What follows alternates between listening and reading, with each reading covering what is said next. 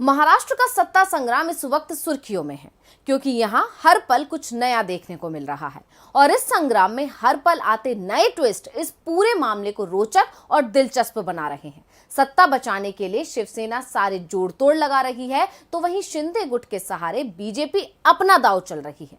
यानी इस वक्त दोनों ही तरफ से जमकर कोशिशें हो रही हैं। वहीं शिवसेना खुलकर शिंदे गुट को चेतावनी दे रही है और बागी विधायकों को मुंबई बुला रही है। लेकिन सवाल ये है कि खुद को मजबूत बताने वाला शिंदे गुट और अलग पार्टी बनाने का दावा करने वाला शिंदे गुट मुंबई आने से क्यों बच रहा है? क्या उद्धव की रणनीति से डर गए हैं एकनाथ शिंदे, या शिंदे को लग रहा है बने बनाए खेल के बिगड़ने का डर? ऐसे कई सवाल सियासी गलियारों में चर्चा का विषय बने हुए हैं। अब इन सब सवालों के जवाब के लेकर मैं अंशिता श्रीवास्तव हाजिर हूं स्पेशल रिपोर्ट के साथ। स्वागत है आप सभी का। चलिए बढ़ते हैं आगे। दोस्तों, महाराष्ट्र की सियासत में इस समय क्या कुछ चल रहा है ये सभी के सामने है। कैसे एकदम शांत पड़े सियासत के समुद्र में तूफान आ गया और सब कुछ उथल पुथल हो गया।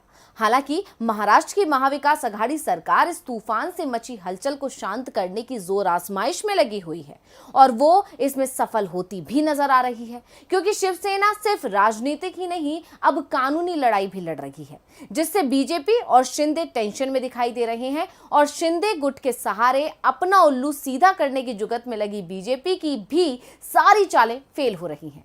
और जब ऐसा होता दिखा तो बीजेपी ने अपना ब्रह्मास्त्र चल दिया और संजय राउत को ईडी का समन भेज दिया गया और आज उन्हें पेश होने का आदेश दे दिया गया। हालांकि संजय राउत आज पेश नहीं हुए क्योंकि उनका पहले से कोई कार्यक्रम था। ईडी के सामने पेश ना होने को लेकर उन्होंने कहा, मैं एक प्रोग्राम के लिए अलीबाग जा रहा हूं, मैं सांसद हूं और कानून का आदर करता हूं। ईडी मुझे कहीं से भी अरेस्ट कर सकती है। अब सवाल ये है कि महाराष्ट्र में चल रहे इस सियासी संग्राम के बीच अचानक से किसी मामले को उठाया गया और संजय राउत को ईडी ने समन भेज दिया। तो आखिर ऐसा क्यों किया गया?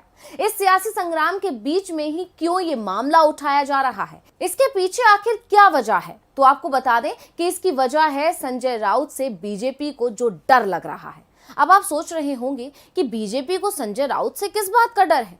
तो आपको बता दें कि शिंदे गुट और बीजेपी को उनका गेम बिगड़ने का डर सता रहा है और वो गेम बिगाड़ सकते हैं संजय राउत। और यही कारण है कि उन्हें डराने के लिए केंद्र की बीजेपी सरकार ने एक बार फिर केंद्रीय जांच एजेंसियों का सहारा लिया है। अब ये डर क्या है? तो आपको बता दें कि जब से इस पूरे मामले की शुरुआत हुई है शिंदे गुट बड़े बड़े दावे कर रहा है। इतना ही नहीं, अटकलें तो ये भी लगने लगी थी कि शिंदे अलग पार्टी बनाने पर विचार कर रहे हैं। हालांकि ये संभव नहीं है क्योंकि भले ही अभी शिंदे के पास 2/3 यानी 37 से ज्यादा विधायकों का समर्थन है, लेकिन विधानसभा में अलग पार्टी की मान्यता मिलना आसान नहीं है। इसलिए अब शिंदे मर्जर करने की कोशिश में लगे हैं क्योंकि उन्हें जल्द से जल्द किसी दल के साथ मर्जर करना भी जरूरी है। शिंदे का दावा है कि वो सरकार गिरा देंगे। उनके पास कई विधायकों का समर्थन है, लेकिन अगर वाकई ऐसा है तो एकनाथ शिंदे मुंबई आने को राजी क्यों नहीं है?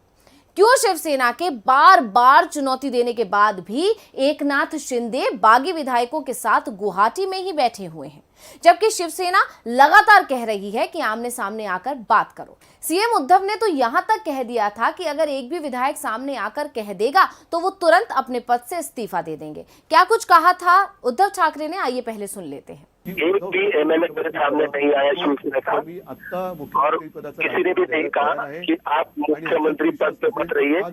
अगर वो कहते तो मैं तुरंत इस्तीफा दे देता। इतना ही नहीं, संजय राउत कई बार मुंबई आकर लड़ाई लड़ने का भी चैलेंज दे चुके हैं। अब शिवसेना की ओर से बार बार चुनौती दी जा रही है, लेकिन शिंदे और बागी विधायक गुवाहाटी के रेडिसन ब्लू होटल से निकलने को राजी नहीं है।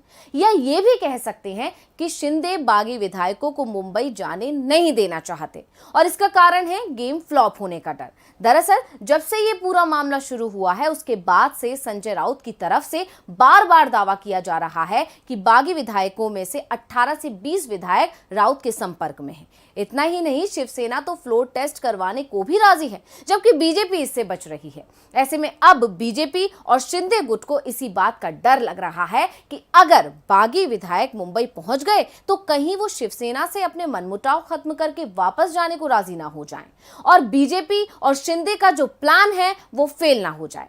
अब यही डर है जिसकी वजह से शिंदे मुंबई से दूरी बनाए हुए हैं और बागियों को भी दूर रख रहे हैं, क्योंकि इस उठापटक के बीच जो विधायक वापस मुंबई आए थे उन्होंने शिंदे पर आरोप भी लगाया था कि उन्हें जबरदस्ती ले जाया गया था।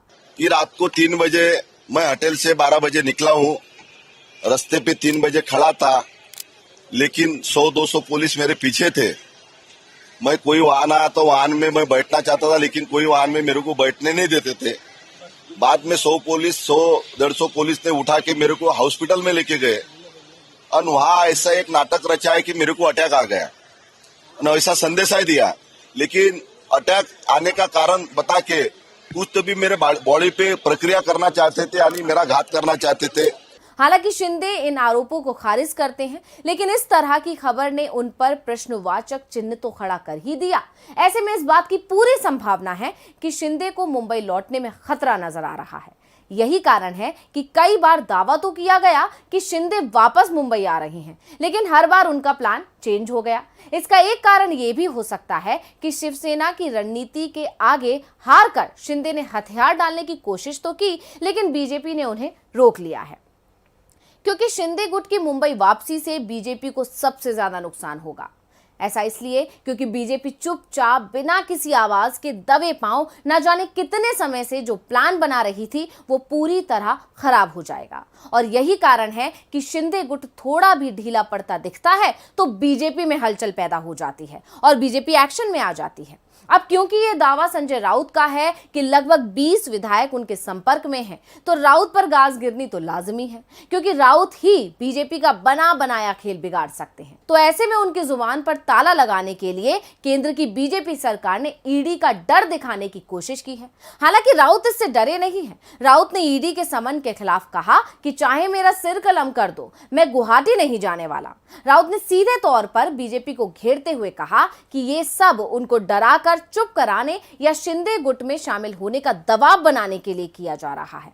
बीजेपी को उसका खेल बिगड़ता हुआ दिख रहा है और बीजेपी की तरफ से रचे गए इस षड्यंत्र में वो खुद फंसती जा रही है। वहीं सियासत के इस खेल में उद्धव सरकार अपनी रणनीति और सियासी दांवपेच से बीजेपी पर भारी पड़ रही है और अगर ये सिलसिला इसी तरह चलता रहा तो जल्द ही महाराष्ट्र की सियासत में आया ये तूफान शांत हो जाएगा, जो बीजेपी और शिंदे हरगिज नहीं चाहते।